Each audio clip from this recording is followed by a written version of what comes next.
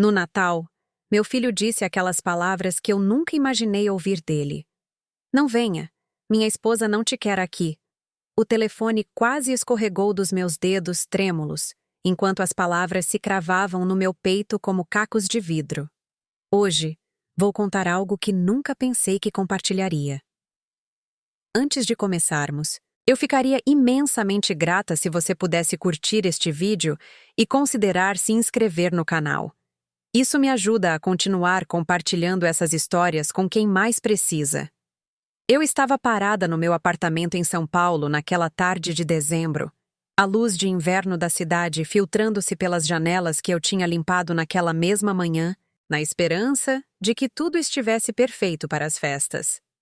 O cheiro de pinho da pequena árvore no canto se misturava com as velas de canela que eu havia acendido, criando uma atmosfera de calor festivo que agora parecia cruelmente irônica. Meu reflexo no espelho do corredor mostrava uma mulher em seus 60 e poucos anos, vestindo o suéter bordô novo que eu havia comprado especificamente para a ceia de Natal na casa do meu filho, uma ceia para a qual eu agora estava desconvidada. O suéter, de repente, pareceu muito apertado, comprimindo minha respiração enquanto eu repassava a voz fria de Leonardo na minha cabeça. O apartamento ao meu redor estava impecável.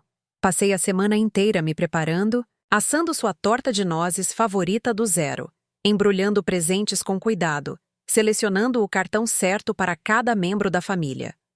Os presentes estavam em sacolas festivas perto da porta, zombando de mim com suas fitas alegres. Cada presente fora escolhido com tanto esmero. Uma echarpe de cachemira para Camila no azul profundo que ela uma vez mencionou gostar, brinquedos educativos para os netos que pesquisei por horas online. E para Leonardo, um livro de primeira edição que ele cobiçava há anos e que eu rastreei por 3 diferentes sebos de livros raros. A despesa tinha apertado meu orçamento desconfortavelmente, mas eu disse a mim mesma que valeria a pena ver seus rostos se iluminarem na manhã de Natal. Uma manhã de Natal que eu agora jamais testemunharia. Eu podia ouvir os sons abafados do trânsito de São Paulo lá embaixo, a buzina distante de um táxi, o barulho do metrô a algumas quadras de distância. A vida continuava do lado de fora das minhas janelas, enquanto a minha parecia ter parado completamente. Eu caminhei até a mesa da cozinha e me sentei pesadamente, minhas mãos ainda tremendo. O telefone estava virado para cima na superfície de madeira polida, sua tela agora escura, mas eu ainda podia ver a duração da chamada. 3 minutos e 42 segundos. Foi tudo o que precisou para estilhaçar o que restava das minhas ilusões sobre meu relacionamento com meu único filho. Peguei o telefone novamente, rolando nosso histórico de mensagens. O padrão estava lá, claro como o dia agora que eu me permitia ver. Suas mensagens eram sempre breves, transacionais. Pode transferir 500? Preciso de ajuda com a entrada do apartamento. O carro quebrou de novo. Cada mensagem um pedido, nunca uma conversa, nunca uma pergunta genuína sobre como eu estava. O apartamento parecia quieto demais. Eu morava aqui há 15 anos, desde que Roberto faleceu, neste aconchegante apartamento de 2 quartos em Pinheiros. O bairro mudou ao longo dos anos, tornou-se mais sofisticado, mas eu fiquei, agarrando-me às ruas familiares e à padaria da esquina onde sabiam meu nome. As paredes continham fotografias de décadas. Leonardo bebê, sua formatura na FGV, seu casamento há 5 anos com Camila. Levantei-me e fui até a estante, pegando a foto do casamento. O sorriso de Camila parecia caloroso na foto, seu braço entrelaçado ao de Leonardo. Mas agora eu me lembrava daquele dia de forma diferente. A maneira como ela mal falou comigo durante a recepção, como mudou a disposição dos assentos no último minuto, me colocando em uma mesa com parentes distantes em vez de com a família imediata. Coloquei o porta-retrato de volta e fui até a janela, olhando para a rua de dezembro lá embaixo. Luzes de Natal piscavam nos prédios vizinhos. Uma família passou, agasalhada contra o frio, rindo junta. O pai carregava uma criança pequena nos ombros enquanto a mãe empurrava um carrinho. Uma cena tão simples, mas parecia olhar para algo de outro mundo. Um mundo onde as famílias realmente queriam estar juntas. Minha mente vagou pelos anos, escavando memórias que eu havia enterrado cuidadosamente. Depois que Roberto morreu, eu me dediquei a estar lá para Leonardo. Ele tinha 25 anos na época, apenas começando sua carreira em finanças. Usei parte do seguro de vida de Roberto para ajudá-lo com as mensalidades do MBA, dizendo a mim mesma que era um investimento em seu futuro. Depois vieram os pedidos de ajuda com o depósito de segurança do seu primeiro apartamento, o empréstimo para o carro, a ajuda na entrada do seu apartamento próprio. Todas as vezes, eu disse sim sem hesitar, tirando das minhas economias, do dinheiro que Roberto e eu havíamos acumulado cuidadosamente ao longo de 30 anos de casamento. Fui ao quarto de hóspedes, abrindo o armário onde guardava os documentos financeiros. A pasta estava grossa com extratos bancários, confirmações de transferência, contratos de empréstimo que Leonardo prometeu pagar, mas nunca pagou. Calculei aproximadamente na minha cabeça. Na última década, eu dei a ele perto de R$80 mil. Não uma fortuna para alguns, mas representava anos do trabalho duro de Roberto. Nosso orçamento cuidadoso, nossos sonhos de uma aposentadoria confortável para mim e, eventualmente, uma herança substancial para Leonardo. Em vez disso, eu tinha esgotado firmemente nosso ninho de ovos enquanto vivia modestamente, negando a mim mesma pequenos luxos porque acreditava que estava ajudando meu filho a construir sua vida. O quarto escureceu com a chegada da noite. Eu não acendi as luzes. Havia algo apropriado em sentar-se nas sombras crescentes, finalmente reconhecendo verdades que eu evitara por anos. As ligações de Leonardo se tornaram menos frequentes depois que ele se casou com Camila.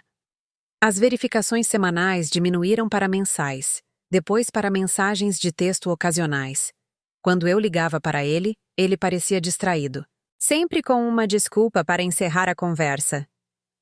"Estou numa reunião, mãe. Posso te ligar de volta?" Ele nunca ligava. As promessas de visita tornaram-se planos vagos de um dia desses, que nunca se materializavam. Quando foi a última vez que ele realmente veio a este apartamento? Tentei lembrar e percebi com um sobressalto que fazia mais de 2 anos. Minha irmã Lúcia tentou me avisar. Durante nossa última ligação, ela disse gentilmente: "Beatriz, você precisa abrir os olhos. Ele está te usando." Eu o defendi ferozmente, insistindo que ela não entendia, que ele estava apenas ocupado, que Camila estava se ajustando a ter uma sogra.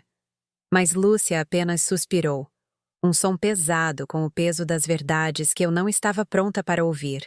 A rejeição de Natal não foi realmente repentina, eu percebi agora. Foi o culminar de anos de sinais cada vez mais claros que eu escolhi ignorar.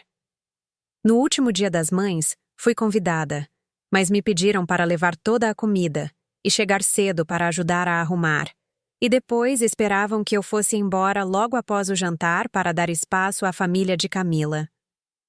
No ano anterior, Leonardo esqueceu completamente meu aniversário, só se lembrando 3 semanas depois, quando Lúcia mencionou a ele.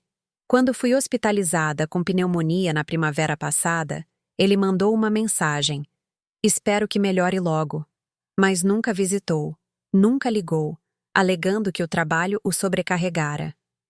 Levantei-me da escuridão do quarto de hóspedes e voltei para a sala, acendendo uma única luminária. A luz suave iluminou meu espaço cuidadosamente decorado, a vida que construí sozinha após a morte de Roberto. Eu me saí bem, considerando tudo. Minha aposentadoria de 30 anos como professora do primário, combinada com a pensão do INSS de Roberto e o restante de nossas economias, me mantinha confortável. Eu era voluntária na biblioteca local 2 vezes por semana. Tinha meu clube do livro, minha aula de yoga nas terças de manhã. Eu tinha uma vida, percebi com alguma surpresa.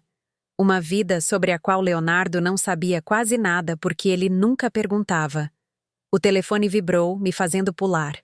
Uma mensagem de Leonardo: "Mãe, não seja dramática. É só um Natal. A gente se vê em breve." O desdém casual daquilo fez algo rachar dentro de mim. Só um Natal. Como se o feriado não significasse nada. Como se ser excluída da celebração do meu único filho fosse um inconveniente menor que eu deveria aceitar graciosamente. Fiquei olhando para a mensagem, meu dedo pairando sobre o teclado, sem respostas se formando e se dissolvendo em minha mente. Em vez de responder, pousei o telefone e fui para a cozinha.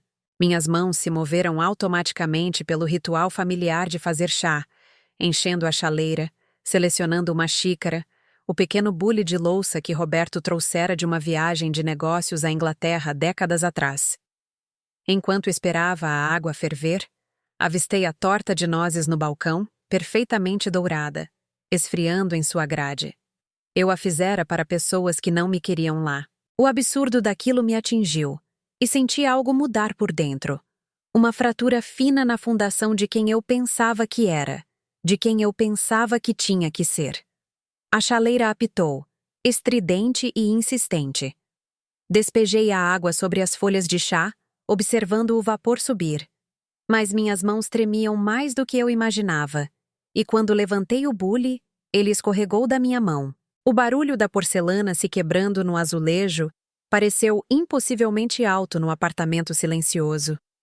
Cacos se espalharam pelo chão, o chá se espalhando em uma poça escura que se infiltrava nas linhas do rejunte que eu havia esfregado no dia anterior. Fiquei ali, paralisada, olhando para os pedaços quebrados de algo que Roberto me dera. Algo que eu guardara e usara com cuidado por 30 anos, agora destruído em um instante de perda de controle.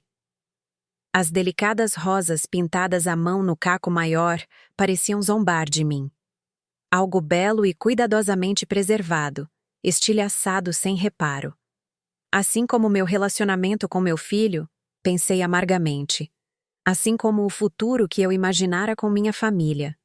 O líquido marrom formou uma poça ao redor das minhas pantufas, manchando o tecido, mas eu não conseguia me mover ou me importar. E então, eu estava chorando.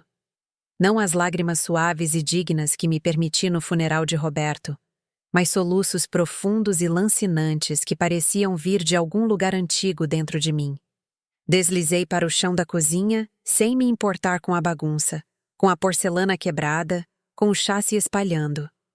Chorei por Roberto, que me amou e me valorizou e nunca teria deixado nosso filho me tratar assim. Chorei por todos os anos que passei tentando ganhar o amor de Leonardo, como se o amor de uma mãe precisasse ser comprado com dinheiro e sacrifício, e apoio infinito e inquestionável. Chorei pela avó que imaginei ser, pelas ceias de família que imaginei oferecer, pelos relacionamentos que pensei que estávamos construindo. Quando as lágrimas finalmente diminuíram, permaneci no chão, exausta, mas estranhamente calma. O apartamento estava completamente escuro agora, exceto por aquela única luminária na sala. Eu podia ver meu reflexo no vidro dos armários da cozinha, distorcido e vacilante. Quem era essa mulher? No que eu me tornei? Por anos, eu me defini através do serviço aos outros, como esposa de Roberto, como mãe de Leonardo, como a professora prestativa, a voluntária confiável, a amiga que sempre aparecia quando precisavam. Mas quem era Beatriz? O que ela queria? O que ela merecia? Com cuidado, juntei os pedaços maiores do bule quebrado, embrulhando-os em jornal antes de jogá-los fora. Algumas coisas, uma vez quebradas, não podiam ser consertadas. Enquanto limpava o chá derramado, senti o simbolismo se assentar sobre mim como um peso. Amanhã, decidi. As coisas seriam diferentes.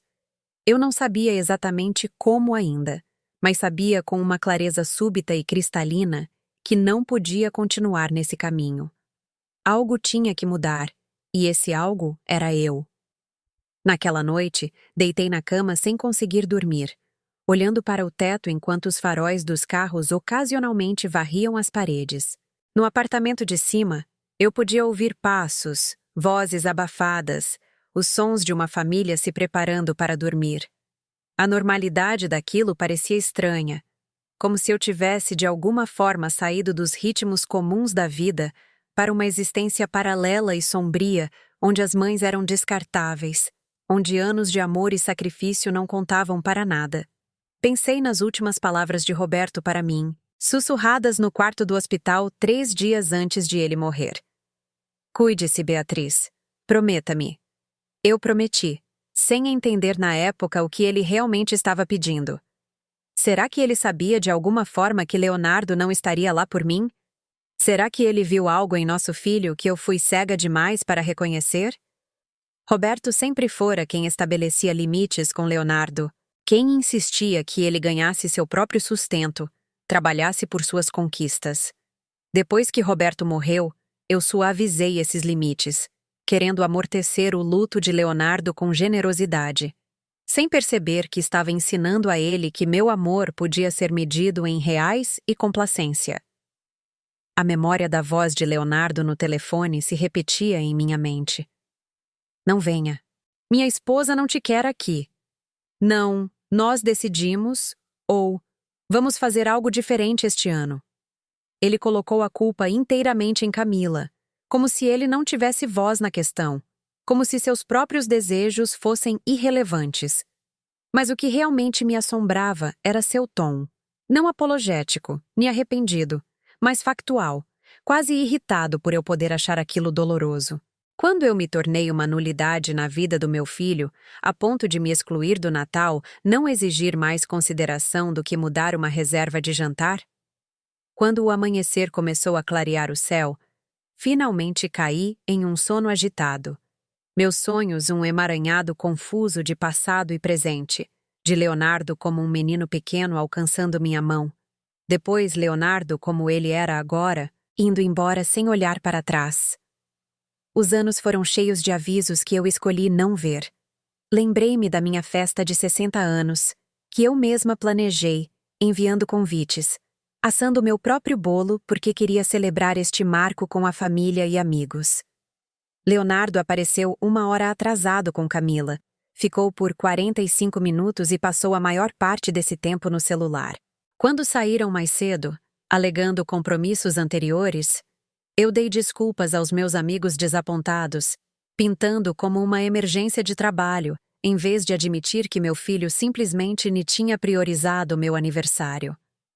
Houve a vez em que estive doente com gripe, tão mal que mal conseguia sair da cama. Liguei para Leonardo, não pedindo que viesse, mas apenas querendo ouvir sua voz, algum conforto. Ele falou comigo por menos de 5 minutos antes da voz de Camila ao fundo interromper. Vamos nos atrasar. E ele desligou apressado com um rápido melhoras, mãe. Minha vizinha, Dona Sônia, foi quem me visitou. Trouxe sopa, buscou meus remédios. Dona Sônia, que eu conhecia há apenas 3 anos, mostrou mais cuidado do que meu próprio filho. Eu dei a Leonardo quase tudo o que Roberto me deixou, justificando cada retirada de nosso portfólio de investimentos cuidadosamente construído como uma ajuda para ele se estabelecer. Roberto fora inteligente com dinheiro, investira em ações ao longo dos anos, construindo um patrimônio que deveria garantir nossas aposentadorias e deixar algo substancial para Leonardo. Mas quando o emprego de Leonardo em um fundo de investimentos passou por uma fase difícil e ele precisou de dinheiro para cobrir suas perdas, eu liquidei 20 mil em ações de primeira linha. Quando ele quis investir em criptomoedas e precisou de capital, eu lhe dei 15 mil que ele prometeu devolver com lucros. Lucros que nunca vi, dinheiro que desapareceu no volátil mercado de Bitcoin sem deixar rastros. Todas as vezes, ele tinha razões convincentes, necessidades urgentes, promessas de pagamento. Eu queria acreditar nele, queria ser a mãe solidária que possibilitava o sucesso do filho. Em vez disso, eu possibilitei seu senso de direito, sua crença de que meus recursos eram dele para acessar à vontade. As contas de investimento que Roberto construiu eram agora uma fração de seu valor anterior. A segurança financeira pela qual ele tanto trabalhou fora sistematicamente desmontada, e eu participei voluntariamente da minha própria diminuição. Acordei tarde na manhã seguinte, a luz do sol entrando pelas janelas do quarto. Meu primeiro pensamento foi que dormi demais, que tinha coisas a fazer, preparativos para o Natal a completar. Então, a realidade se abateu sobre mim como um cobertor pesado. Não havia preparativos. Não havia ceia de Natal para ir. Não havia nada que eu precisasse fazer, exceto descobrir como navegar nesta nova e indesejada realidade. Fiz café e sentei-me à mesa da cozinha, ainda de camisola às 11 da manhã, algo que nunca me permitia fazer. O apartamento parecia diferente na luz da manhã tardia, menos como um lar e mais como um cenário para uma vida que eu não estava mais vivendo. Peguei meu notebook e abri o site do meu banco, algo que eu vinha evitando há meses. Os números na tela contavam uma história que eu já sabia, mas me recusara a reconhecer plenamente. Minha conta poupança, antes saudável o suficiente para fornecer uma reserva confortável, havia diminuído para menos de R$ 12.000. Minha carteira de investimentos, que deveria valer perto de 200 mil, agora continha ativos avaliados em pouco menos de 65 mil. Criei uma planilha, documentando cada transferência para Leonardo nos últimos 10 anos.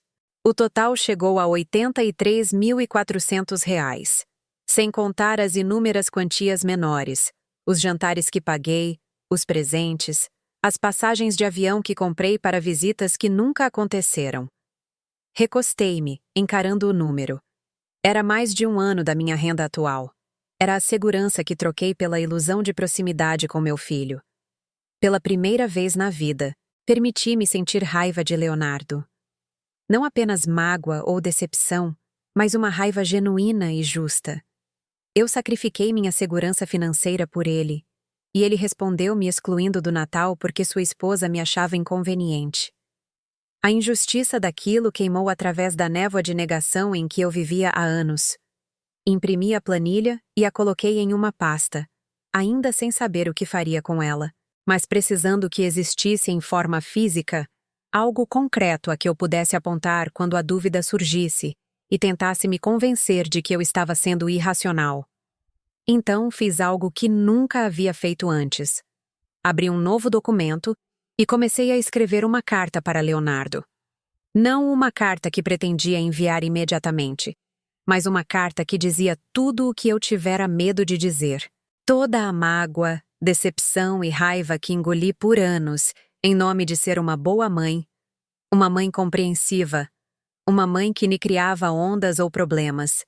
Escrevi sobre o dia em que ele nasceu, como Roberto e eu olhamos para aquela pessoinha e fizemos promessas de sempre protegê-lo, sempre amá-lo, sempre estar lá por ele. Escrevi sobre a morte de Roberto e como tentei ser ambos os pais para ele depois, como derramei todo o meu amor e recursos para apoiar seus sonhos. Escrevi sobre todas as vezes que ele pediu dinheiro e eu disse sim, mesmo quando significava dizer não a coisas de que eu precisava.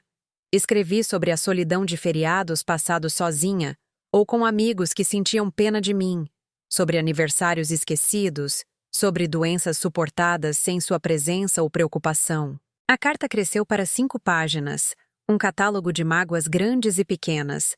Quando terminei, me senti estranhamente mais leve, como se colocar essas coisas em palavras tivesse liberado parte de seu poder sobre mim.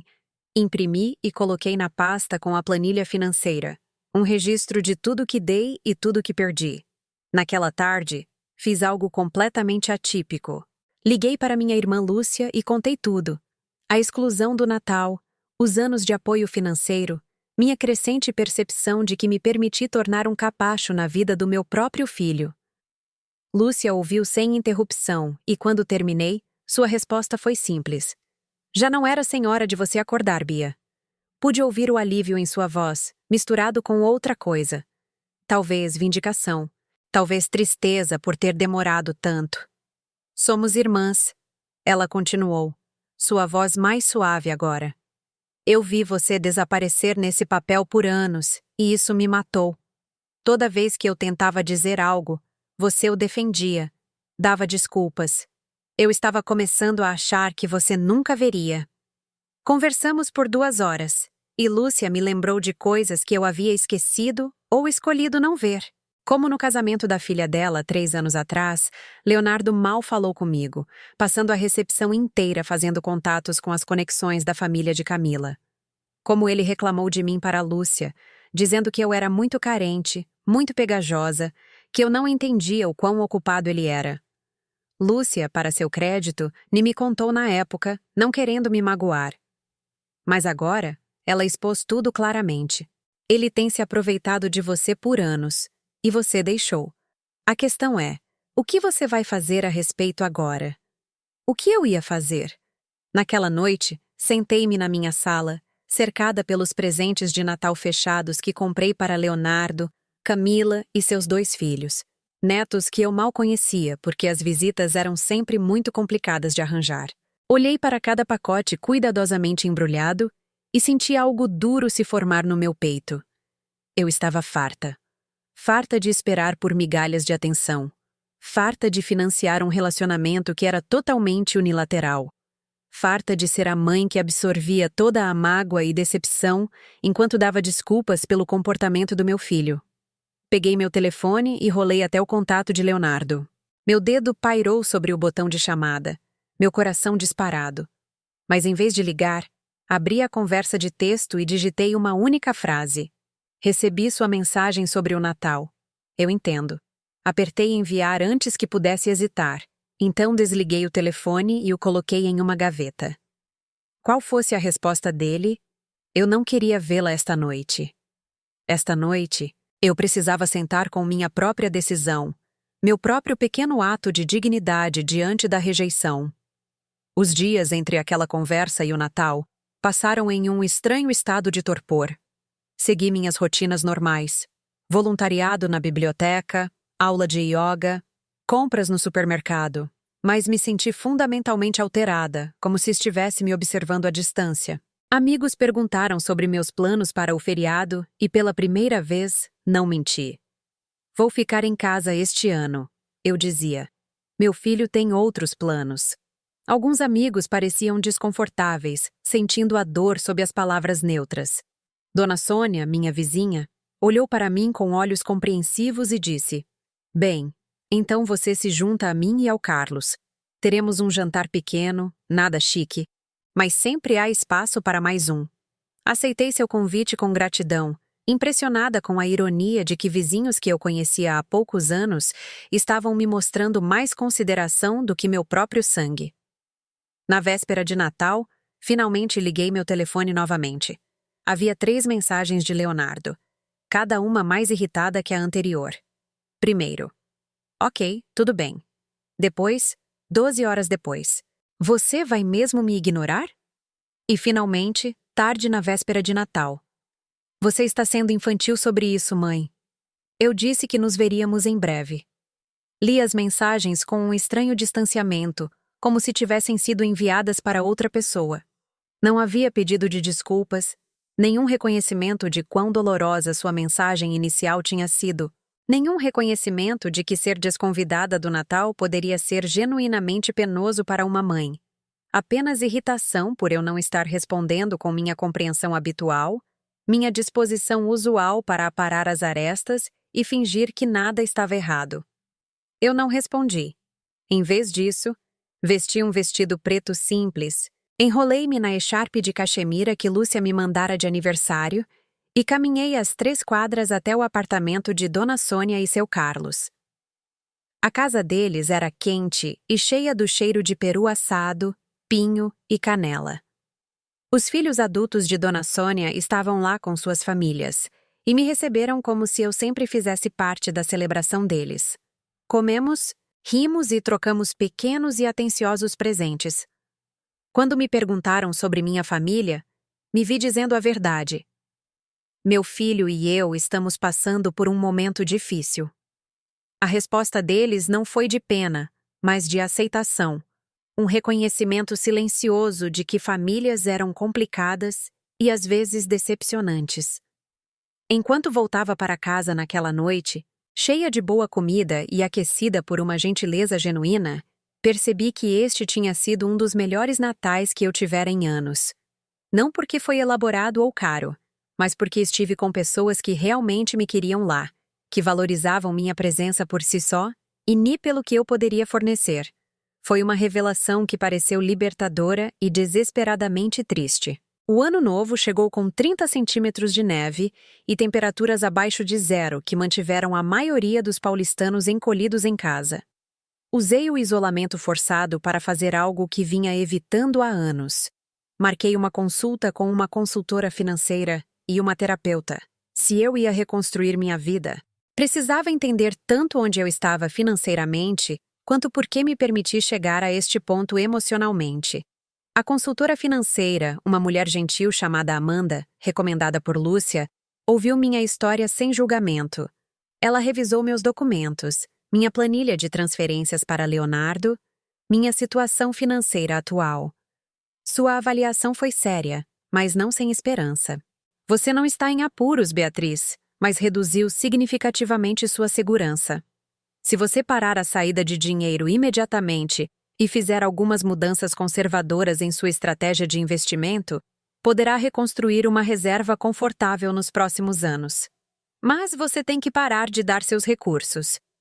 Ela me ajudou a criar um novo plano financeiro, um que priorizava minha própria segurança e futuro. Movemos os fundos de investimento restantes para veículos mais estáveis. Configuramos transferências automáticas de poupança. Criamos um orçamento rigoroso que incluía dinheiro para coisas que eu gostava. Viagens, hobbies, pequenos luxos que eu me negara por anos. Pela primeira vez desde a morte de Roberto, eu tinha um roteiro financeiro que centralizava minhas próprias necessidades, em vez dos desejos do meu filho. A terapeuta, doutora Mendes, me ajudou a entender os padrões em que eu havia caído. Falamos sobre codependência, sobre como o luto me fez me agarrar a Leonardo como minha última conexão com a família que perdi quando Roberto morreu. Exploramos meu medo de abandono, minha crença de que eu tinha que ganhar amor através de serviço e sacrifício.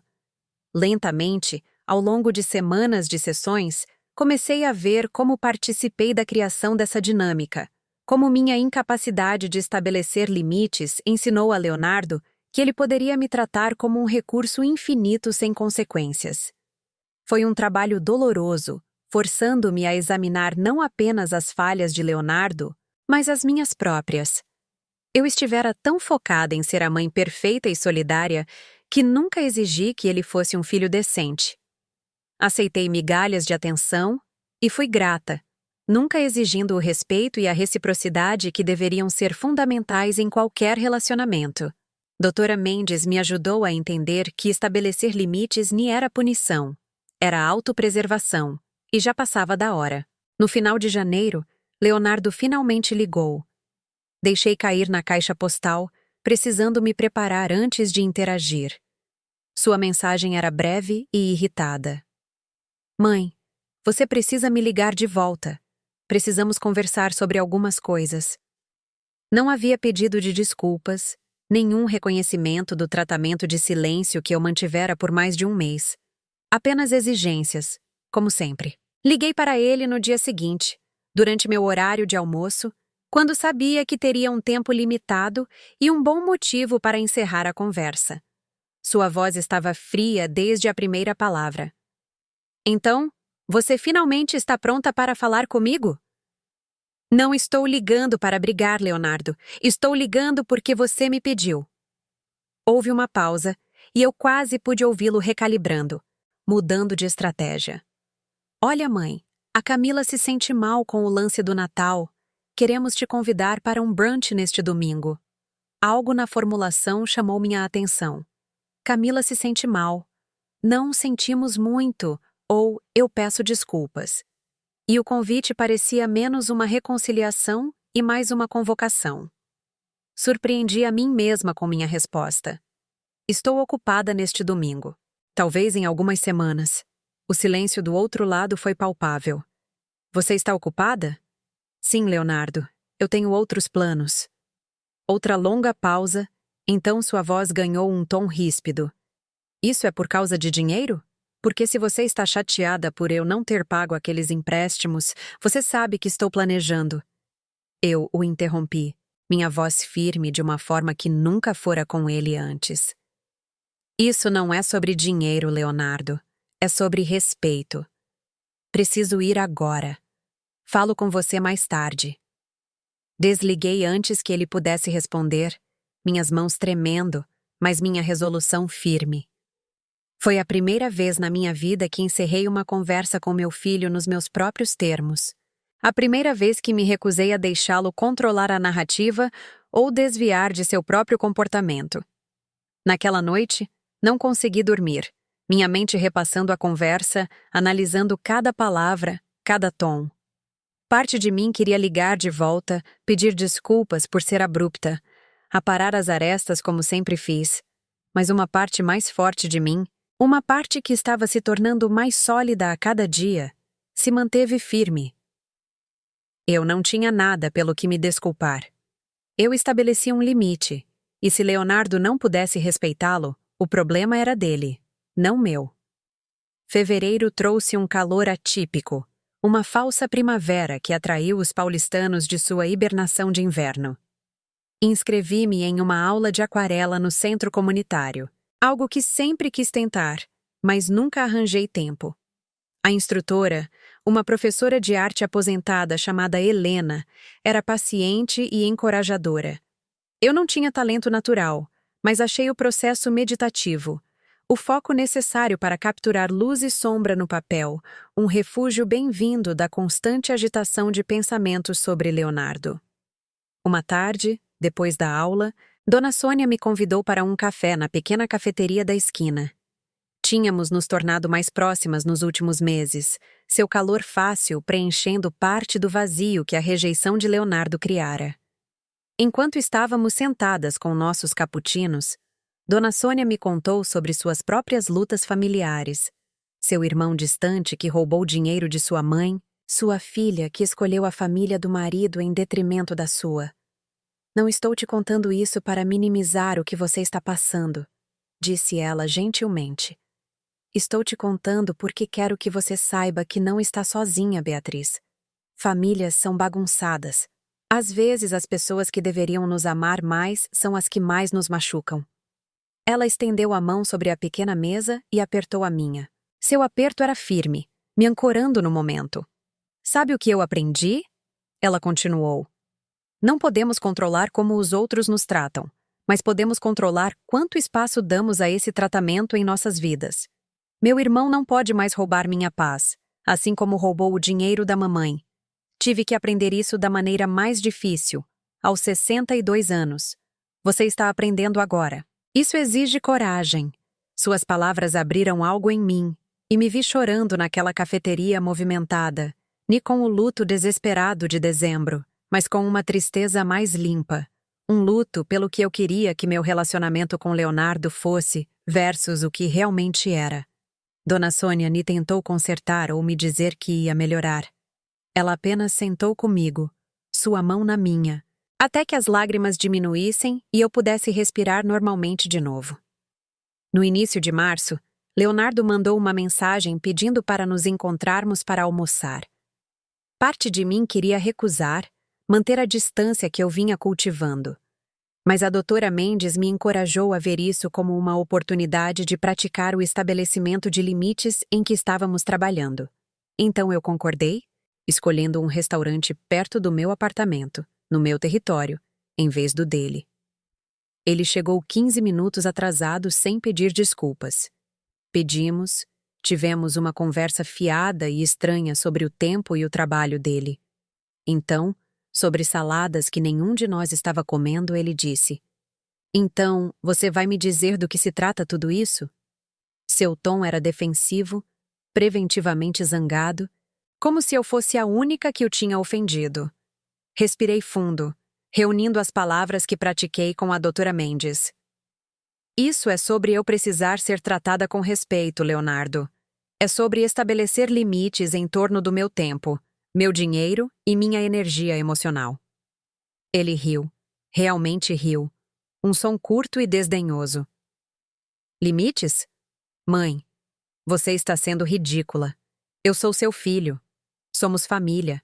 Famílias nem precisam de limites. Senti a raiva subir em meu peito, mas mantive minha voz nivelada. Na verdade, Leonardo, famílias saudáveis precisam de limites. E agora, preciso que você entenda que não vou continuar me disponibilizando financeira e emocionalmente quando você só entra em contato quando precisa de algo. Seu rosto ficou vermelho. Isso não é justo.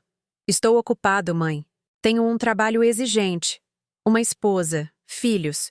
Não posso ficar te ligando todos os dias. Não estou pedindo para você ligar todos os dias. Estou pedindo que me trate como alguém que você valoriza, em vez de um caixa eletrônico e um serviço de apoio emocional que você acessa quando conveniente.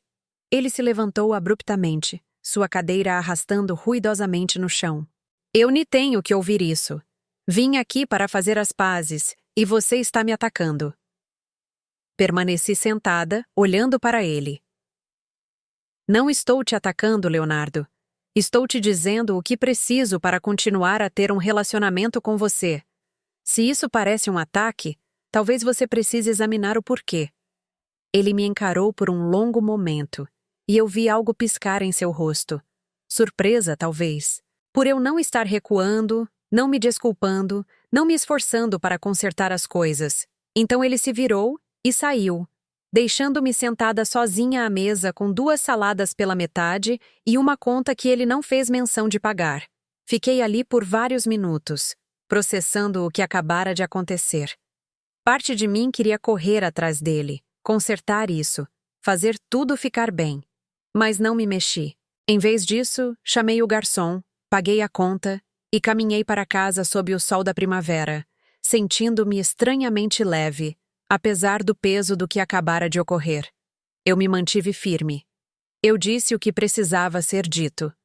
E se Leonardo escolheu ir embora, isso dizia tudo sobre quem ele era, e nada sobre o meu valor como mãe. As semanas que se seguiram foram difíceis.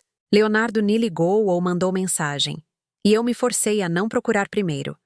Amigos perguntaram como ele estava, e eu dava respostas vagas que não convidavam a mais perguntas. Lúcia ligava regularmente, orgulhosa de mim por manter meus limites, mas preocupada sobre como eu estava lidando. Estou bem, eu dizia a ela, e me surpreendia ao perceber que era principalmente verdade. Eu sentia falta da ideia de Leonardo, o filho que imaginei ter. Mas não sentia falta da realidade do nosso relacionamento, do constante pisar em ovos, do dreno financeiro, da exaustão emocional de sempre dar e nunca receber. Minha pintura melhorou marginalmente. Fiz caminhadas mais longas pelo bairro, notando detalhes que ignorara por anos.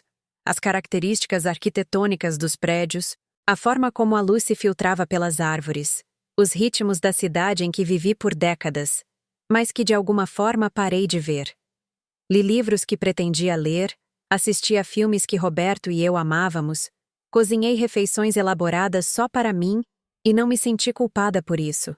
Lentamente, eu estava reconstruindo uma vida que centralizava meus próprios desejos, em vez de girar em torno das necessidades do meu filho. Em meados de abril, recebi um e-mail inesperado de Leonardo.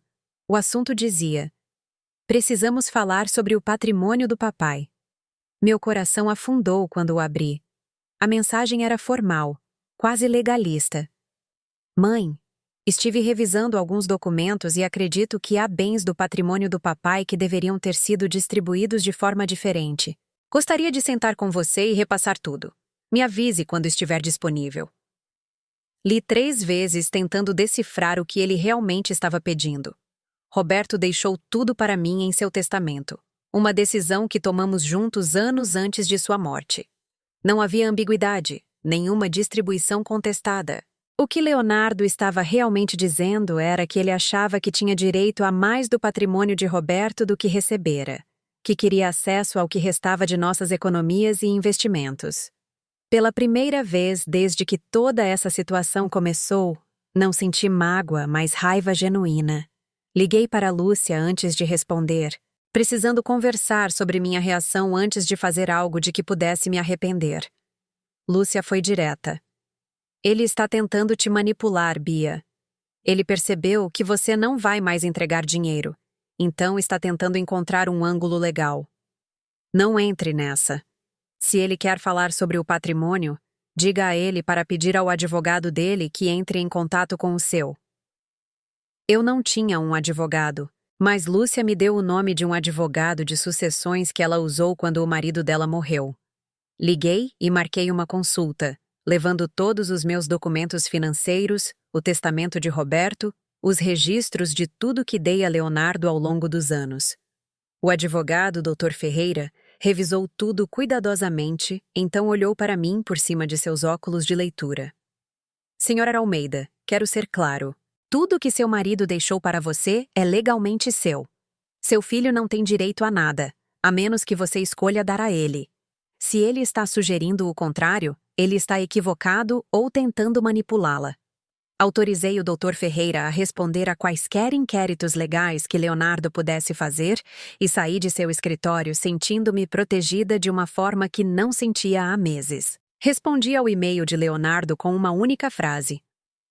Se você tem perguntas sobre o patrimônio do seu pai, por favor, peça ao seu advogado que entre em contato com o meu. Então incluí as informações de contato do Dr. Ferreira e cliquei em enviar. A resposta de Leonardo veio em menos de 1 hora. E foi tudo o que eu esperava e temia. Você está falando sério? Você está realmente envolvendo advogados? Isso é loucura, mãe. Eu só queria ter uma conversa. Mas eu sabia melhor agora. Não se tratava de conversa. Tratava-se de controle, de acesso, de sua crença de que o que era meu era legitimamente dele. Não respondi àquele e-mail nem aos 3 cada vez mais raivosos que se seguiram. Em vez disso, bloqueei o endereço de e-mail dele, um passo que pareceu simultaneamente necessário e desolador. Eu estava estabelecendo limites com meu próprio filho de maneiras que pareciam construir muros, mas estava começando a entender que, às vezes, muros eram a única maneira de se proteger de pessoas que se recusavam a respeitar seus limites. Maio chegou com uma explosão de flores de primavera e aquele tipo de clima perfeito de São Paulo que faz você esquecer os invernos brutais. Eu estava no meu apartamento uma tarde, trabalhando em uma aquarela particularmente desafiadora da vista da minha janela, quando minha campainha tocou. Eu não estava esperando ninguém e me aproximei da porta com cautela. Pelo olho mágico, vi Leonardo parado no corredor, e meu coração deu um salto. Abri a porta, mas nem o convidei a entrar. Ficamos no limiar, um quadro embaraçoso de disfunção familiar. Ele parecia cansado, mais velho de alguma forma, embora apenas alguns meses tivessem se passado desde nosso último encontro. Mãe, precisamos conversar.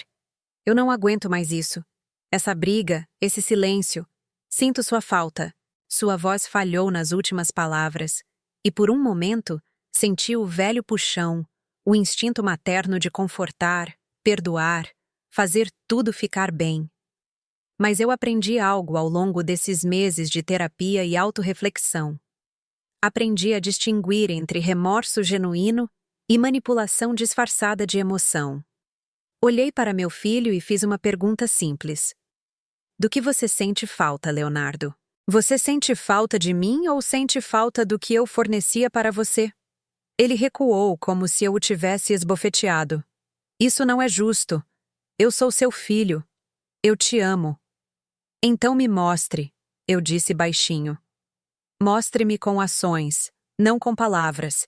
Mostre-me respeitando meus limites, contribuindo para nosso relacionamento em vez de apenas tirar dele, tratando-me como uma pessoa que você valoriza, em vez de um recurso que você acessa quando conveniente.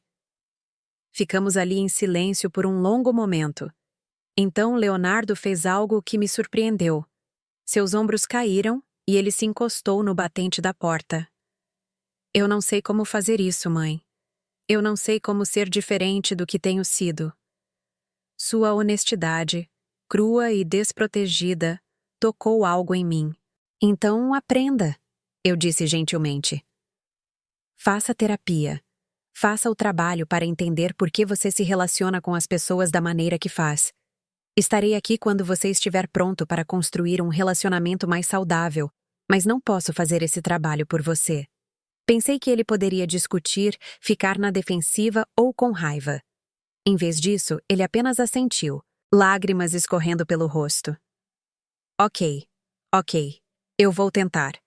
Então ele foi embora, e eu fechei a porta, encostando-me nela enquanto minhas próprias lágrimas vinham. Não era uma reconciliação, ainda não. Mas foi talvez a primeira troca honesta que tivemos em anos. O primeiro momento em que as aparências caíram e ambos reconhecemos a disfunção entre nós. Não tive notícias de Leonardo por várias semanas após aquele encontro, e resisti ao impulso de procurá-lo. Esta tinha que ser a jornada dele, a escolha dele. Ou ele faria o trabalho ou não, mas eu nem podia querer mais do que ele. Enquanto isso, foquei no meu próprio crescimento contínuo. Inscrevi-me para uma viagem de fim de semana a Campos do Jordão com meu clube do livro. Minha primeira viagem sozinha desde a morte de Roberto. A viagem foi restauradora, cheia de boa comida, conversas interessantes e o simples prazer de explorar um lugar novo. No início de junho, recebi uma carta pelo correio de Leonardo. Não um e-mail ou uma mensagem, mas uma carta manuscrita em papel de carta de boa qualidade. Sentei-me no meu sofá com uma xícara de chá, minhas mãos tremendo um pouco enquanto a abria. A carta tinha 3 páginas, e desde a primeira linha, pude dizer que era diferente de qualquer comunicação que tivemos antes. Querida mãe, começava. Comecei a ver uma terapeuta. Você estava certa. Eu precisava fazer este trabalho. Estou começando a entender o quanto te magoei. Como te tomei como garantida e te tratei como uma fonte de apoio sem dar nada em troca. Sinto muito. Não porque quero algo de você, mas porque você merecia algo melhor do que o que eu te dei. Ele escreveu sobre suas próprias lutas, seu medo do fracasso, sua necessidade de parecer bem-sucedido mesmo quando estava se afogando financeira e emocionalmente. Ele reconheceu o dinheiro que lhe dei ao longo dos anos e propôs um plano de pagamento, modesto, mas consistente. Ele não pediu perdão ou prometeu mudança imediata, mas se comprometeu a tentar ser diferente, a construir um relacionamento baseado no respeito mútuo em vez de dependência unilateral. Li a carta 3 vezes, a cada vez encontrando novas camadas de honestidade e autoconsciência. Não era perfeita e não apagava anos de dor, mas era um começo. Escrevi de volta, uma carta mais curta que agradecia por sua honestidade e dizia que estava orgulhosa por ele estar fazendo o trabalho. Não fiz promessas sobre como nosso relacionamento seria no futuro, mas deixei a porta aberta para a possibilidade. Durante o inverno, Leonardo e eu começamos a reconstruir lentamente. Tomávamos café juntos uma vez por mês, encontros breves com limites claros. Ele me pedia dinheiro, e eu não oferecia. Falamos sobre sua terapia, sobre os padrões que ele estava reconhecendo e trabalhando para mudar. Falamos sobre minha própria jornada terapêutica, sobre as maneiras como eu havia permitido seu comportamento e estava aprendendo a estabelecer limites mais saudáveis. Era estranho e às vezes doloroso, mas era real de uma forma que nosso relacionamento nunca fora antes. Em agosto, algo aconteceu que testou tudo o que vínhamos trabalhando. Camila pediu o divórcio. Leonardo me ligou, sua voz embargada, perguntando se podia vir. Não por dinheiro, não para eu consertar, apenas para sentar com alguém que o amava enquanto seu mundo desmoronava. Eu disse sim, e quando ele chegou, sentamos no meu sofá por horas enquanto ele chorava e falava, e tentava entender o que havia acontecido. Vi meu filho desmoronar diante de mim, sua vida cuidadosamente construída se dissolvendo como açúcar na água, e senti algo inesperado. Não satisfação ou vindicação, mas compaixão genuína misturada com tristeza. Este ainda era meu filho. Ainda o menino que eu embalara para dormir e consolara durante os pesadelos. A diferença era que agora eu podia acolher sua dor sem absorvê-la como minha, sem torná-la minha responsabilidade de consertar.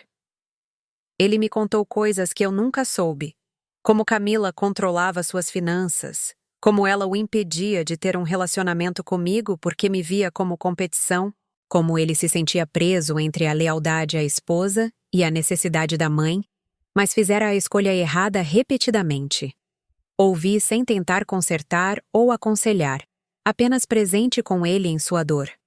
A certa altura, ele olhou para mim com os olhos vermelhos e disse: "Sinto muito, mãe, por tudo isso. Por escolhê-la em vez de você, por te usar, por ser um filho tão terrível." "Não vou mentir e dizer que tudo está perfeito agora", eu disse a ele.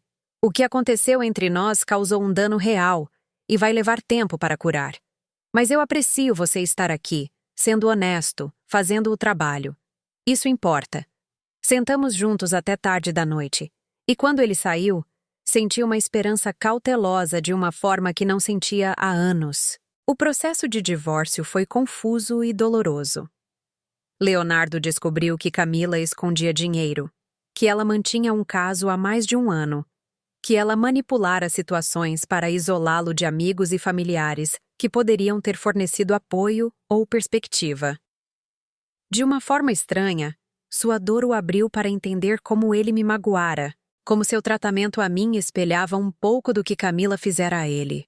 Com a chegada da primavera, trazendo ar fresco e folhagem brilhante, Leonardo e eu nos encontramos em um lugar diferente de onde estávamos um ano atrás. Jantávamos juntos uma vez por semana, revezando-nos na cozinha. Ele trazia seus filhos, meus netos, e eu estava construindo relacionamentos com eles que pareciam genuínos e calorosos.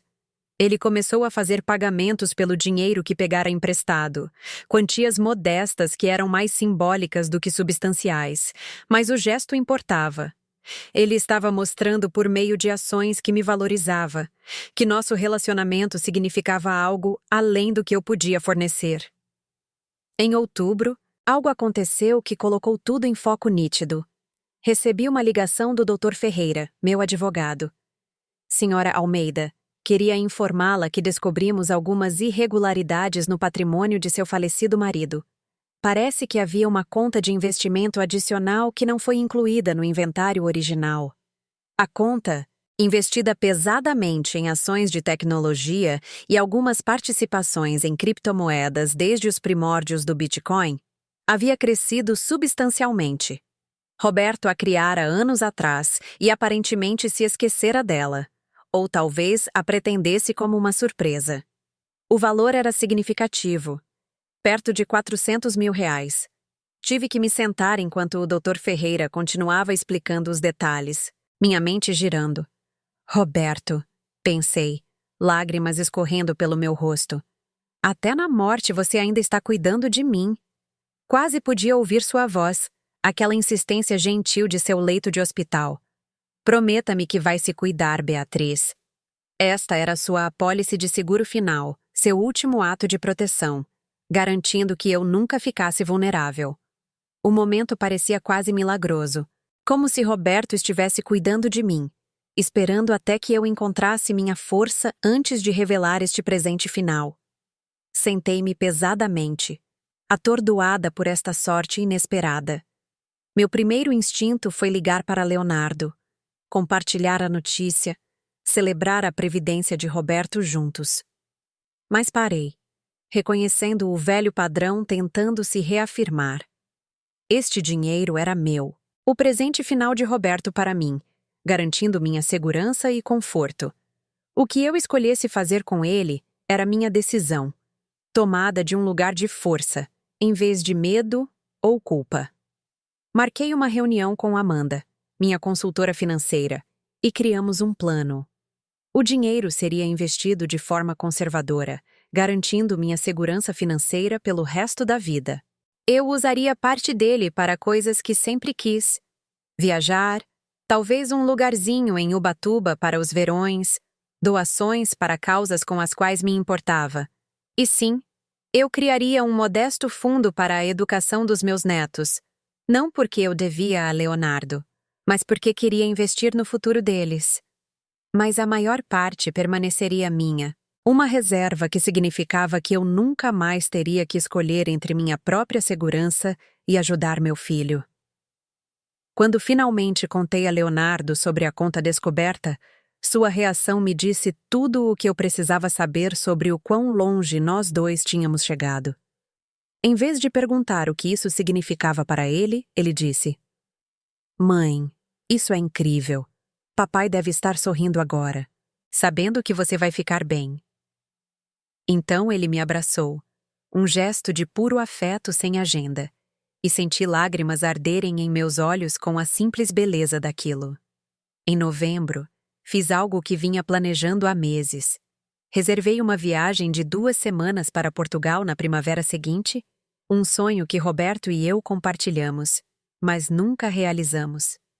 Quando contei a Leonardo, ele ficou genuinamente animado por mim. Isso é incrível, mãe. Você merece. Já pensou em que cidades quer visitar? Passamos 1 hora olhando mapas e guias de viagem juntos. Ele compartilhando dicas de uma viagem de negócios que fizera a Lisboa anos atrás. Eu mostrando a ele as pequenas vilas que Roberto e eu havíamos pesquisado juntos. Com a aproximação do Dia de Ação de Graças, que para nós sempre foi um grande almoço de família, Leonardo perguntou se eu gostaria de ser a anfitriã em meu apartamento. Não porque ele precisasse que eu cozinhasse ou fornecesse o espaço, mas porque ele queria me dar a honra de reunir a família. Eu faço toda a comida, ele ofereceu. Você apenas aproveita ser a avó. Aceitei, tocada pelo gesto e pelo pensamento por trás dele. O dia do almoço chegou frio e claro. Leonardo apareceu cedo com seus filhos e sacolas de supermercado. Cozinhamos juntos na minha pequena cozinha. Ele seguindo receitas que eu usava há décadas, as crianças pondo à mesa com minha porcelana boa. Quando nos sentamos para comer, Leonardo perguntou se podia dizer algo antes da bênção. Ele olhou ao redor da mesa para seus filhos, depois para mim. Quero agradecer à mamãe por tudo que ela nos deu ao longo dos anos, mas especialmente pelo presente que ela me deu no ano passado. O presente de esperar mais de mim, de se recusar a aceitar menos do que eu era capaz de ser. Você me ensinou que o amor verdadeiro às vezes significa dizer né, estabelecer limites e exigir que as pessoas cresçam. Sou grato por essa lição, embora tenha sido difícil de aprender. Senti lágrimas escorrerem por minhas bochechas enquanto suas palavras se assentavam sobre mim. Demos as mãos ao redor da mesa e, ao olhar para os rostos da minha família, meu filho que me magoou, mas estava aprendendo a fazer melhor, meus netos que estavam me conhecendo como pessoa em vez de apenas uma fonte de presentes e dinheiro, senti algo que não sentia há anos: paz. Não a falsa paz da negação ou da complacência, mas a paz real que vem de um relacionamento autêntico, de saber que você é valorizado por quem você é, e não pelo que fornece. Naquela noite, depois que Leonardo e as crianças foram embora, depois que a louça foi lavada e as sobras guardadas, sentei-me no sofá com uma taça de vinho e olhei ao redor do meu apartamento. O espaço parecia diferente de um ano atrás. Havia novas pinturas nas paredes, minhas próprias aquarelas, imperfeitas, mas cheias de vida. Havia fotografias da minha viagem a Campos do Jordão, de passeios com Dona Sônia e seu Carlos, de jantares recentes com Leonardo e as crianças, onde todos estavam genuinamente sorrindo. O apartamento parecia vivido, amado, um reflexo de uma vida que era cheia e significativa, em vez de vazia e à espera. Pensei na mulher que eu era há 1 ano, sentada neste mesmo lugar na véspera de Natal, devastada pela rejeição do meu filho, acreditando que meu valor era medido por minha utilidade para os outros. Aquela mulher parecia uma estranha agora, alguém que eu já fui, mas que superei. A jornada de lá até aqui fora dolorosa, exigindo que eu enfrentasse verdades duras sobre Leonardo e sobre mim mesma. Mas a dor valeu a pena porque levou a algo real. Peguei meu telefone e abri o aplicativo de notas, escrevendo algo que queria lembrar. Hoje aprendi que o oposto do amor nem é o ódio, é o autoabandono. Por anos pensei que amar Leonardo significava sacrificar a mim mesma, minha segurança, minha dignidade. Mas o amor verdadeiro exige integridade, nem martírio. O amor verdadeiro significa valorizar-se o suficiente para exigir que os outros também te valorizem. O amor verdadeiro diz: eu me importo com você, mas também me importo comigo. E ambas as coisas importam. Com a aproximação do Natal novamente, um ano inteiro desde a ligação devastadora de Leonardo, eu me encontrava em um lugar emocional completamente diferente. Este ano, nem havia dúvida se eu seria incluída nas celebrações. Leonardo me perguntara semanas atrás o que eu queria fazer no Natal, genuinamente preocupado com minhas preferências, em vez de tomar decisões unilaterais. Combinamos a véspera de Natal na minha casa e o dia de Natal com seus filhos, um ritmo que parecia equilibrado e respeitoso com as necessidades de todos. Na véspera de Natal, enquanto eu arrumava os biscoitos que assara com meus netos no início da semana, ouvi a campainha. Leonardo estava no corredor com os braços cheios de presentes embrulhados e uma garrafa de champanhe. Antes que eu pudesse dizer qualquer coisa, ele largou tudo e me puxou para um abraço. Obrigado, mãe, por não desistir de mim, mesmo quando te dei todos os motivos para isso. Eu o abracei de volta, sentindo o peso do ano passado se transformar em algo mais leve, algo que parecia esperança. Enquanto celebrávamos juntos naquela noite, rindo e conversando e construindo novas memórias, percebi que este era o verdadeiro presente. Nem a reconciliação em si, mas o conhecimento de que encontrei meu valor, independentemente do reconhecimento de qualquer outra pessoa. A transformação de Leonardo foi significativa e bonita, mas mesmo que não tivesse acontecido, mesmo que ele tivesse escolhido ficar preso em seus velhos padrões, eu estaria bem. Construí uma vida que me exigia sua validação, amizades que me sustentavam, interesses que me preenchiam, um senso de identidade que era sólido e seguro. Mais tarde naquela noite, depois que Leonardo foi embora, sentei-me perto da minha pequena árvore de Natal com suas luzes piscando, pensando na jornada deste último ano. Perdi tanto. Ilusões sobre meu relacionamento com meu filho, uma parte significativa da minha segurança financeira, a ficção confortável de que eu era uma boa mãe simplesmente porque dava infinitamente sem exigir nada em troca. Mas ganhei algo mais valioso do que perdi.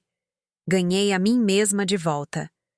Pensei em todas as outras mães e pais por aí, pessoas na casa dos 60, 70 e 80 anos que estavam vivendo versões do que eu experimentei.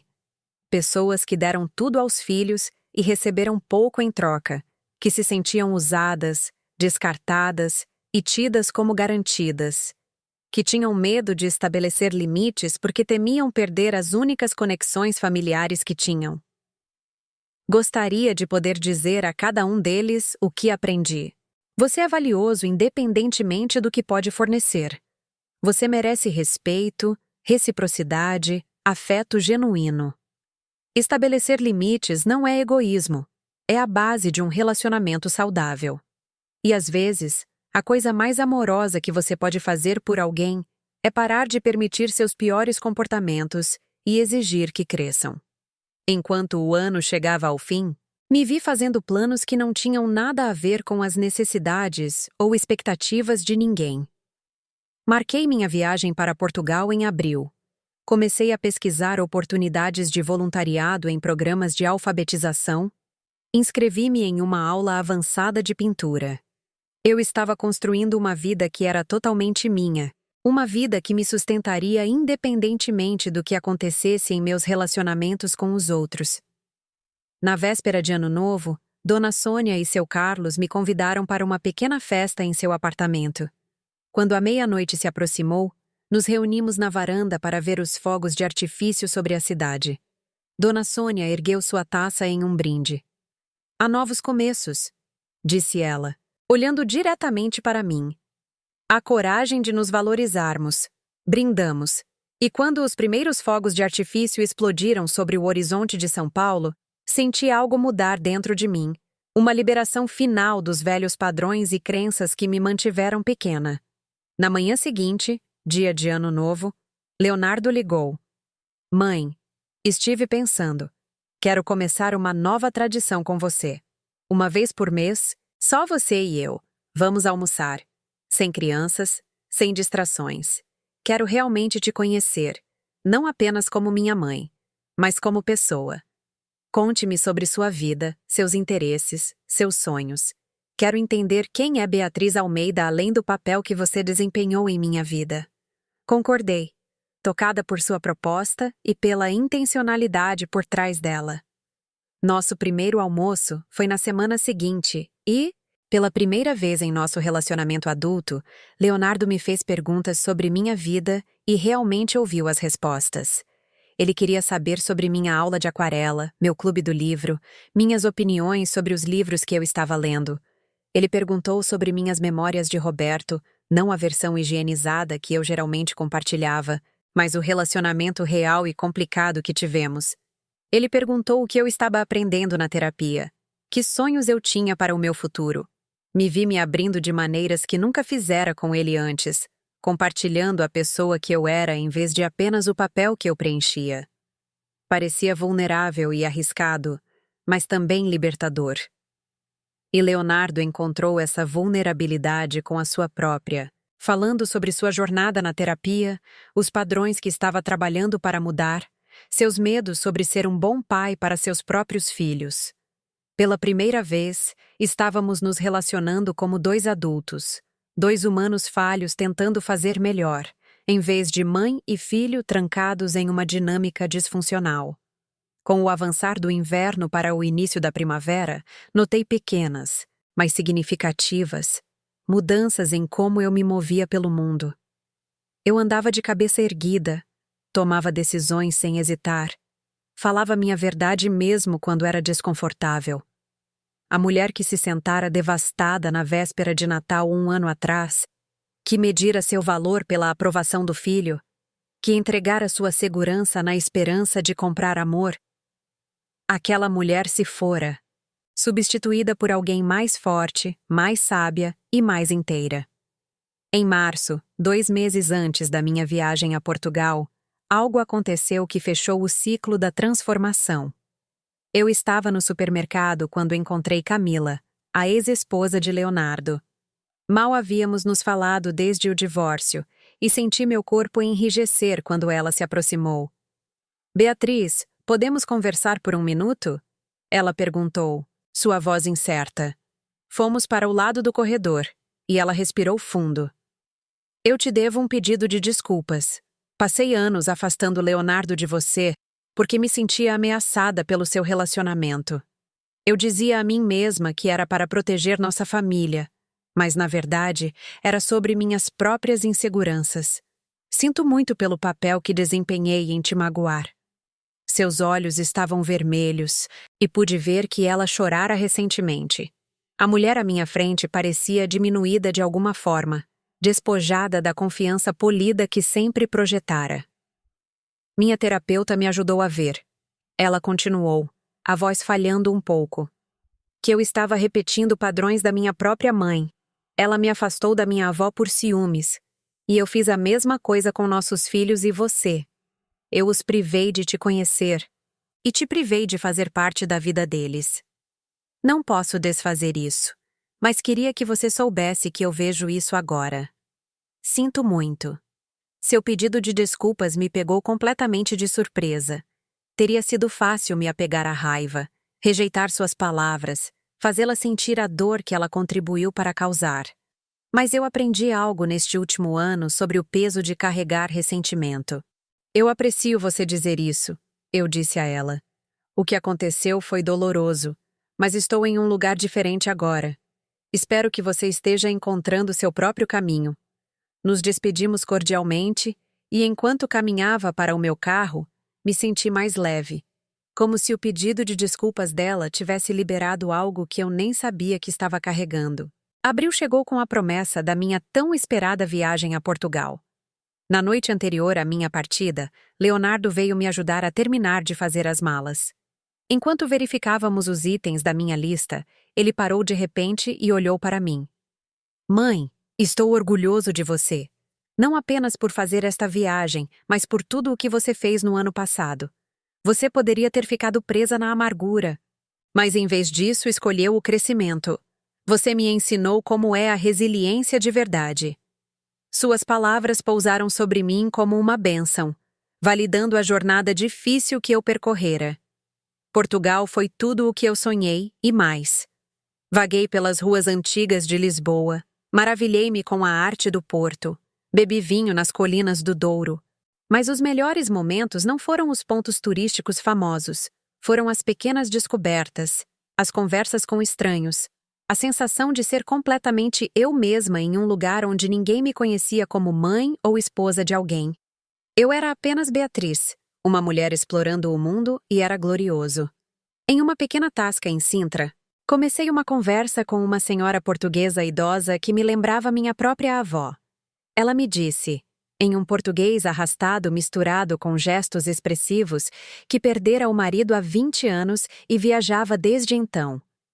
Nunca se é velho demais para recomeçar, disse ela, erguendo sua taça de vinho para mim. Nunca é tarde demais. Eu trinquei meu copo contra o dela, sentindo a verdade de suas palavras se instalar em meus ossos. Esta viagem me era apenas sobre ver Portugal. Era sobre ver a mim mesma, inteira e completa, independente de qualquer papel ou relacionamento. Enviei cartões postais para Leonardo de cada cidade, não porque ele esperasse, mas porque eu queria compartilhar esses momentos com ele.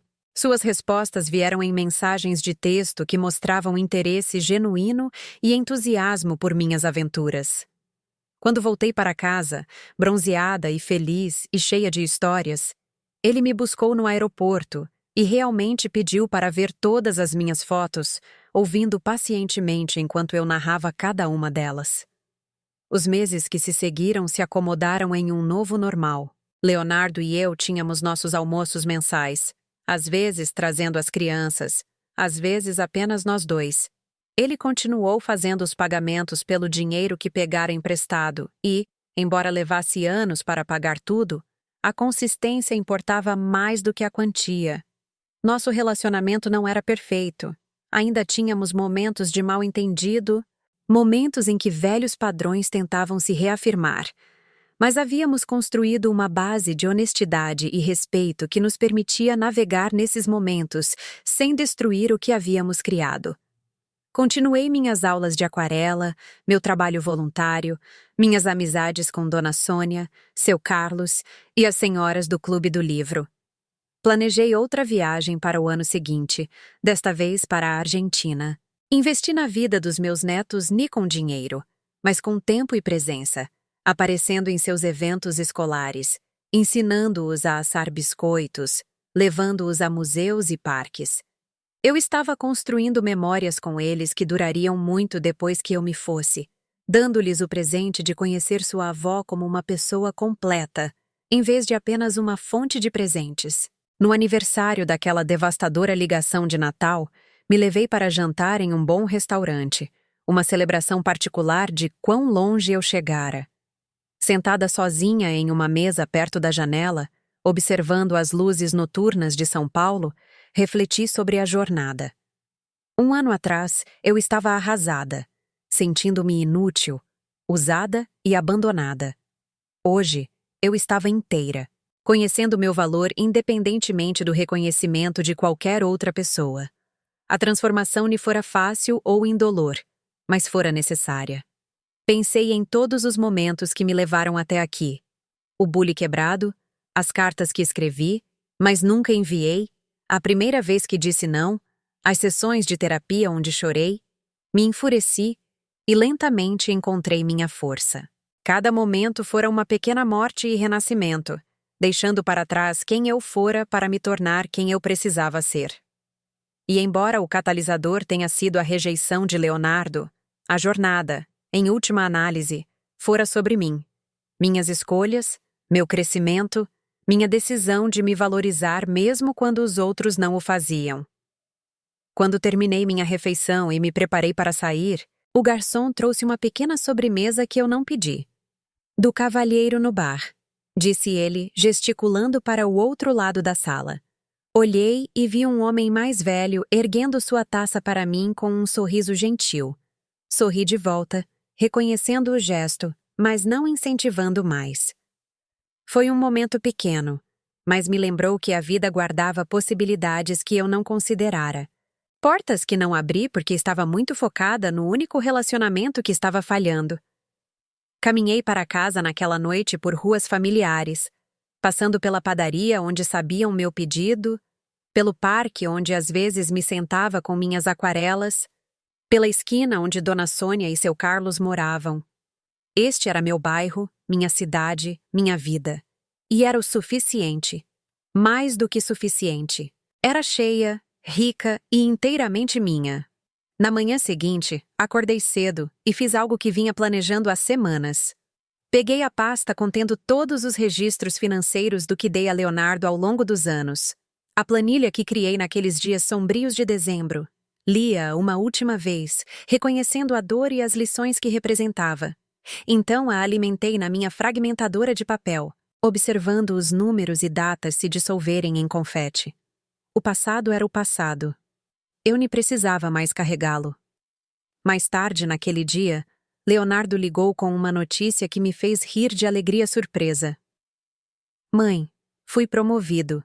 E a primeira coisa que quis fazer foi te contar. Não pedir para você comemorar de alguma forma específica. Não pedir para você fazer nada. Apenas compartilhar esta boa notícia com você porque você importa para mim. Conversamos por 20 minutos sobre sua nova função, sua empolgação, suas preocupações. Foi uma conversa comum entre uma mãe e um filho, que genuinamente se importavam com a vida um do outro, e sua própria normalidade era extraordinária, dado onde estivemos. À medida que a primavera se transformava em verão e depois em outono novamente, me vi pensando menos na dor do passado e mais nas possibilidades do futuro. Aprendi algo crucial. A transformação não é um destino, mas um processo contínuo. Haveria contratempos e desafios, momentos em que velhos medos tentariam me puxar de volta para velhos padrões. Mas eu construí algo mais forte do que esses medos, um senso de identidade que não dependia da aprovação ou afeto de ninguém. Comecei a escrever essas experiências, nem para publicação, mas como um legado para meus netos. Queria que eles soubessem que sua avó fora mais do que apenas a velhinha doce que fazia biscoitos e dava presentes. Queria que entendessem que eu lutei, falhei e encontrei meu caminho para a integridade, que cometi erros como mãe e depois fiz o trabalho duro de crescer além desses erros. Queria que soubessem que nunca é tarde para mudar. Nunca é tarde para exigir o melhor de si mesmo e dos outros. Em novembro, quando outro almoço de família se aproximava, fui anfitriã novamente. Mas este ano parecia diferente porque eu sabia que nem era obrigatório ou transacional. Leonardo e as crianças vieram porque queriam estar lá, porque nossos relacionamentos se aprofundaram para além do dever, em afeto genuíno. Enquanto nos reuníamos ao redor da mesa, olhei para cada rosto e senti uma gratidão avassaladora. Não pelas pessoas ou relacionamentos específicos, mas pela jornada que me trouxe a este lugar de paz e autoconhecimento. Naquela noite, depois que todos foram embora, servi-me uma taça de vinho e sentei-me perto da janela, observando a neve começar a cair sobre São Paulo. As luzes da cidade refletiam na camada branca e fresca, criando uma paisagem mágica. Pensei na pergunta que queria deixar para quem quer que ouvisse esta história. Você já se sentiu invisível em sua própria família? Valorizado apenas pelo que fornece em vez de por quem você é? Você já deu tanto de si mesmo que perdeu de vista seu próprio valor? Se esta história soa familiar, se você viveu algo semelhante ou conhece alguém que viveu, quero que entenda algo crucial. Seu valor não é determinado pelo quão útil você é para os outros. Seu valor lhe diminui quando você estabelece limites ou diz não. As pessoas que realmente te amam respeitarão seus limites, e aquelas que nem o fazem, bem, a opinião delas não deveria definir sua realidade. Adoraria ouvir seus pensamentos nos comentários. Você já passou por algo assim? Como você lidou? O que você aprendeu? Por favor, compartilhe sua história. Sua verdade pode ser exatamente o que outra pessoa precisa ouvir para encontrar sua própria força. E se esta mensagem ressoou com você, se falou a algo que você vem sentindo, mas não conseguia articular, eu agradeceria se você curtisse este vídeo e se inscrevesse no canal. Não por mim, mas porque quanto mais pessoas ouvirem essas histórias, mais mães, pais e avós entenderão que não estão sozinhos, que seus sentimentos são válidos, que merecem algo melhor do que vem aceitando. Enquanto eu estava sentada naquela noite de novembro, vendo a neve transformar minha cidade em algo limpo e novo, entendi que minha história não era única. Em algum lugar por aí, outra mãe estava sentada com um telefone na mão, devastada pela rejeição de seu filho. Outro pai estava se questionando se falhou de alguma forma, se seu valor era realmente medido em reais e complacência. Outro avô ou avó estava se sentindo invisível, desvalorizado, usado. A cada um deles, eu queria dizer: você não está sozinho. Sua dor é real e válida. E há um caminho a seguir, embora exija uma coragem que você talvez nem saiba que tem. A jornada da quebra à integridade é difícil, mas vale cada passo difícil. Do outro lado dessa dor há algo precioso. Você mesmo, inteiro, valorizado e livre.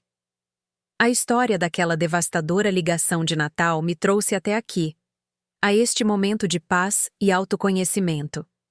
E embora eu nem desejasse essa dor a ninguém, também não trocaria a transformação que ela catalisou. Eu me encontrei na quebra, descobri minha força na reconstrução. E agora, vendo a neve cair sobre minha amada cidade, entendi que este era o verdadeiro presente. Não a reconciliação com Leonardo, embora eu fosse grata por ela, mas a reconciliação comigo mesma. Eu era Beatriz Almeida, 68 anos, mãe e avó, pintora de aquarela e membro de um clube do livro. Uma mulher que viajara para Portugal sozinha e planejava ver a Argentina no próximo ano. Eu era alguém que fora quebrada e escolhera se curar, que fora usada e aprendera a estabelecer limites, que fora descartada e reivindicara seu próprio valor. Eu era todas essas coisas, e eu era o suficiente. Mais do que suficiente. Eu era inteira, e essa integridade, percebi, era o que eu queria deixar como meu legado. Ni dinheiro ou posses, mas o entendimento de que ensinamos às pessoas como nos tratar, que o amor exige respeito e que nunca é tarde demais para escolher a si mesmo. Essas lições, duramente conquistadas e preciosas, eram a verdadeira herança que eu poderia oferecer à minha família e a qualquer outra pessoa que precisasse ouvi-las. À medida que a noite se aprofundava e a neve continuava a cair, ergui minha taça de vinho para meu reflexo na janela, para a mulher em que me tornei, para a jornada que me trouxe até aqui. Há novos começos, sussurrei, ecoando o brinde de Ano Novo de Dona Sônia. A coragem de nos valorizarmos, a escolher a integridade em vez do conforto, a vida além dos papéis que desempenhamos, a nos encontrarmos na quebra e na reconstrução. A Beatriz Almeida, que finalmente entendeu que seu valor nunca esteve em debate.